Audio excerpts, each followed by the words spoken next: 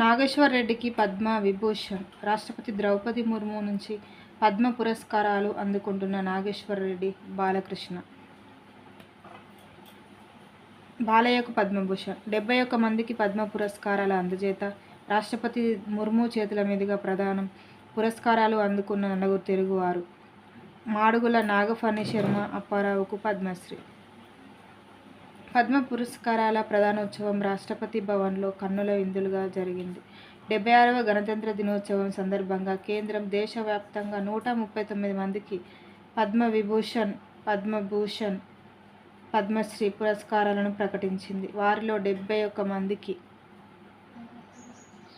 సోమవారం రాష్ట్రపతి ద్రౌపది ముర్ము చేతుల మీదుగా పురస్కారాలను ప్రదానం చేశారు. మిగిలిన వారికి త్వరలోనే అందజేయనున్నారు. ప్రముఖ వైద్యుడు దువ్వూరు నాగేశ్వర్ రెడ్డి పద్మ విభూషణ్, ప్రముఖ సినీ నటుడు నందమూరి బాలకృష్ణ పద్మభూషణ్ పురస్కారాలను అందుకోగా, సహస్రావధాని మాడుగుల నాగఫణి శర్మ, కళారంగంలో మిరియాల అప్పారావు పద్మశ్రీ పురస్కారాలను స్వీకరించారు.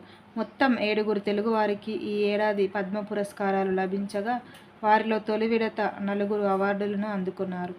5 దశాబ్దాలుగా చిత్ర పరిశ్రమలో ఉన్న ప్రముఖ సినీ నటుడు, రాజకీయ నాయకుడిగా బాలకృష్ణను ప్రశంసా పత్రంలో పేర్కొనగా, డి. నాగేశ్వర్ రెడ్డిని ప్రముఖ గ్యాస్ట్రో ఎంటరాలజిస్ట్ అని, వైద్య పరిశోధనలో అనేక విజయాలు సాధించిన వైద్యుడు అని కొనియాడారు. ఉపరాష్ట్రపతి జగదీప్ ధన్ఖడ్, ప్రధానమంత్రి నరేంద్ర మోదీ, హోంమంత్రి అమిత్ షా, పౌర విమానయాన శాఖ మంత్రి కె. రామ్మోహన్ నాయుడు, బొగ్గు గనుల మంత్రి కిషన్ రెడ్డితో పాటు పలువురు కేంద్ర మంత్రులు ఈ కార్యక్రమానికి హాజరయ్యారు. నందమూరి కుటుంబ సభ్యులు, పలువురు అవార్డు గ్రహీతల కుటుంబ సభ్యులతో అశోక హాలు కలకలలాడింది.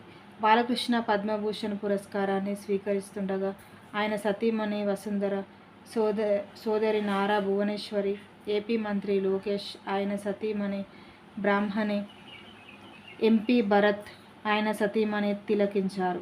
పురస్కారాలు అందుకున్న వారిలో సినీ నటులు శేఖర్ కపూర్, అజిత్ కుమార్ ఉన్నారు.